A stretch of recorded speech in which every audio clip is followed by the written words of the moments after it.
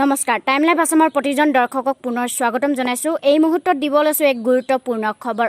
পেঙেৰিত আহোম সেনাৰ সজাগতামূলক বিশেষ কাৰ্যনিৰ্বাহ বৈঠকত জিলা সমিতিৰ গঠন কৰে। তিনিচুকীয়া জিলা মাঘেৰিটা মহকুমাৰ অন্তৰ্গত পেঙেৰি চুকাফা ভৱনত আহোম সেনাৰ এখন কাৰ্যনিৰ্বাহ বৈঠক অনুষ্ঠিত হয়। সভাখনত উপস্থিত থাকে কেন্দ্ৰীয় সমিতিৰ সভাপতি অংকুৰণ ফুকন, সহকাৰী সম্পাদক ৰাজীৱ চাংমাইকে ধৰি কেইবাজনো বিষয়ববীয়াসকল উপস্থিত থাকে।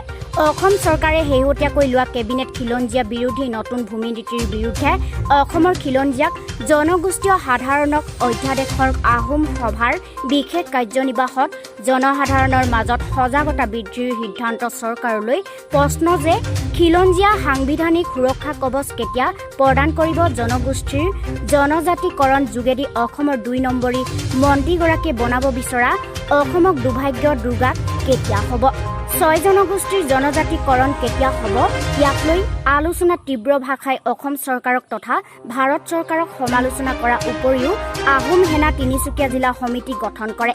সৌৰভ গগৈক সভাপতি, অংকুৰ শইকীয়া উপসভাপতি, মণ্টু ৰাজখোৱা, বিপ্লৱ গগৈক যুটীয়া সম্পাদক হিচাপে লৈ এখন পূৰ্ণাংগ সমিতি গঠন কৰা হয়। আমি ইয়াত এই চুকাফা ভৱনত আমি সমবেত হোৱা আমি একগোট হোৱাৰ উদ্দেশ্যটো হৈছে অসম চৰকাৰ তথা ভাৰত চৰকাৰে যি খিলঞ্জীয়া বিৰোধী নীতি, খিলঞ্জীয়া ভূমি বিৰোধী নীতি গ্ৰহণ কৰিছে। তেওঁলোকে কৈছে যে যিকোনো মানুহ আহি অসমত কাকো নোহোৱাকৈ কোনো লাইচেঞ্চ নথকাকৈ তেওঁলোকে ব্যৱসায় কৰিব পাৰিব বা উদ্যোগ স্থাপন কৰিব পাৰিব। আমি এই বিষয়টোত সম্পূৰ্ণ আহোম সেনাই সম্পূৰ্ণ বিৰোধিতা কৰিছোঁ আৰু তেওঁলোকক এই নীতি আমি উঠাই ল'বৰ কাৰণে আমি দাবী জনাইছোঁ। লগতে যদি এই দাবী তেওঁলোকে উঠাই নলয়, আমি আহিবলগীয়া দিনবোৰত আমি তেওঁলোকৰ বিৰুদ্ধত, বিজেপি চৰকাৰৰ বিৰুদ্ধত, এইখন অসম চৰকাৰৰ বিৰুদ্ধত আমি জংগীভাৱে প্ৰতিবাদ সাব্যস্ত কৰিবলৈ আমি বাধ্য হ'ম। আজি ইয়াত আমি সমবেত হৈছোঁ এইটো কাৰণতেই। এইবাৰ আমি কেৱল জিন্দাবাদ মুন্দাবাদ নহয়, জিন্দাবাদ মুন্দাবাদ বহুত হ'ল আৰু আমি এতিয়া বৰ্তমান আমি প্ৰশ্নৰে তেওঁলোকক আমি প্ৰতিবাদ সাব্যস্ত কৰিম।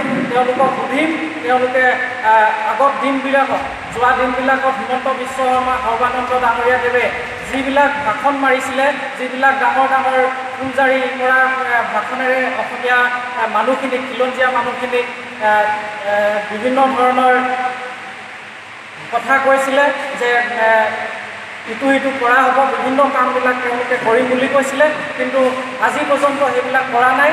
গতিকে আমি তেওঁলোকক দাবী জনাইছোঁ, তেওঁলোকে যিবিলাক প্ৰতিশ্ৰুতি দিছিলে অসমীয়া জাতিটোক কেৱল ৰাজনীতিত ব্যৱহাৰ কৰিছে। যিবিলাক প্ৰতিশ্ৰুতি দিছিলে সেই প্ৰতিশ্ৰুতিবিলাক অনতি সোনকালে অনতি পলমে তেওঁলোকে যাতে এইবিলাক পূৰণ কৰিবলৈ চেষ্টা কৰে আৰু যদি পূৰণ নকৰে আমি তেওঁলোকৰ বিৰুদ্ধত আমি ৰাজপথত জংগীভাৱে প্ৰতিবাদ কৰিবলৈ আমি আগবাঢ়ি যাম।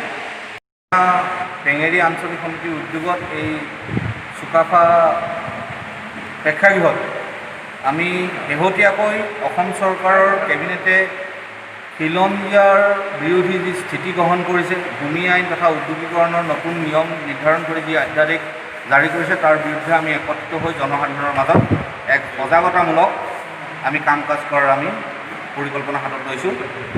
পৰিকল্পনাৰ অংশ হিচাপে আজিৰ তাৰিখৰ পৰাই প্ৰযোজ্য হোৱাকৈ অসমৰ আহোম সেনাৰ প্ৰত্যেকখন জিলা সমিতি, আঞ্চলিক সমিতি অনাগত দিনত জিন্দাবাদ মুৰ্দাবাদেৰে নহয় প্ৰশ্নৰে প্ৰতিবাদ কৰিবলৈ আমি আহ্বান জনাইছোঁ।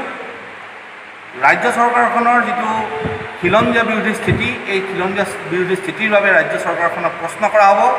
ৰাজ্য চৰকাৰখনৰ প্ৰতিজন মন্ত্ৰীৰ লগতে যিমান বিধায়ক আছে তেওঁলোকক প্ৰশ্ন কৰা হ'ব। বিজেপি দলৰ যিমান নেতাকৰ্মী আছে তেওঁলোকক প্ৰশ্ন কৰা হ'ব। প্ৰশ্ন কেৱল এটাই হ'ব যে কা আন্দোলনৰ সময়ত অসম চৰকাৰৰ ২ নম্বৰী মন্ত্ৰীজনে যে কৈছিলে অসমীয়া জনসাধাৰণক খিলঞ্জীয়াক সাংবিধানিক সুৰক্ষা কৱচ প্ৰদান কৰি অসমখনক এখন অবৈধ দুৰ্গ হিচাপে ৰূপান্তৰিত কৰা হ'ব, ৬ জনগোষ্ঠীক জনজাতিকৰণ কৰা হ'ব, এই প্ৰক্ৰিয়াটো কেতিয়ালৈ হ'ব? এইটোৱে আমাৰ প্ৰশ্ন। এই প্ৰশ্নটোকে আঁত ধৰি অনাগত দিনত অসমত আহোম সেনাই এই প্ৰতিবাদী ধাৰাটো আগবঢ়াই লৈ গৈ থাকিব আৰু চৰকাৰক অসমৰ প্ৰতিজন খিলঞ্জীয়া জনসাধাৰণক প্ৰশ্ন কৰাব পৰাকৈ আমি তেওঁলোকক আগবঢ়াই লৈ যোৱাৰ এক সিদ্ধান্ত এই সজাগতামূলক কাৰ্যসূচীৰ যোগেদি আমি অসমত গ্ৰহণ কৰিছোঁ। ধন্যবাদ। যে অসমৰ গোটেই বৃহত্তৰ অসমীয়া জাতিটোৰ বাবে এটা দুৰ্ভাগ্যজনক কথা মই আপোনাক এটা আজি স্পষ্টকৈ ক'ব বিচাৰিছোঁ যে আজি ৰাতিপুৱাৰ পৰা এটা কথা ওলাই আছে যে কৃষক মুক্তি সংগ্ৰাম সমিতিৰ মাননীয় উপদেষ্টা অখিল গগৈ ডাঙৰীয়া আজি কাৰাগাৰতে তেওঁ অসুস্থ হৈ পৰিছে, কৰোণা সদৃশ ৰোগত অসুস্থ হৈ পৰিছে বুলি এটা নিউজ ওলাই আছে। কিন্তু অসমৰ সমগ্ৰ বুদ্ধিজীৱী শ্ৰেণীৰ পৰা কাটি খোৱা মানুহখিনি যিটো বিষয়ৰ ওপৰত চবতকৈ বেছিকৈ জড়িত হ'ব লাগিছিলে যে অসমৰ এজন অগ্ৰগণী নেতা মুক্তিৰ দাবীত যিটো কাম কাজ হ'ব লাগিছে তাৰ বিৰুদ্ধে আজি কিন্তু প্ৰচাৰ মাধ্যম তথা ছ'চিয়েল মিডিয়া সামাজিক মাধ্যম অন্য এটা দিশলৈ গতি কৰিছে। সেইটো হৈছে যে নীলিম কুমাৰৰ কবিতাত চুকাফাক অপমান কৰা, গদাপানীক অপমান কৰা কথাক লৈ ছ'চিয়েল মিডিয়াৰ গোটেই ট্ৰেণ্ডটো বেলেগলৈ ঢাল খুৱাই দিছে, মানে মানুহৰ মানসিকতাটো অন্য এটা দিশলৈ লৈ গৈছে। সেই গতিকে আমি ভাবোঁ যে চৰকাৰে অতি শীঘ্ৰে কৃষক মুক্তি সংগ্ৰাম সমিতিৰ উপদেষ্টা অসমৰ এজন অগ্ৰগণী যোদ্ধা অখিল গগৈ ডাঙৰীয়াক শীঘ্ৰে মুকলি কৰি দিব লাগে আৰু তেওঁ উন্নত চিকিৎসাৰ আমি দাবী জনাইছোঁ। ধন্যবাদ। News desk time live Assam.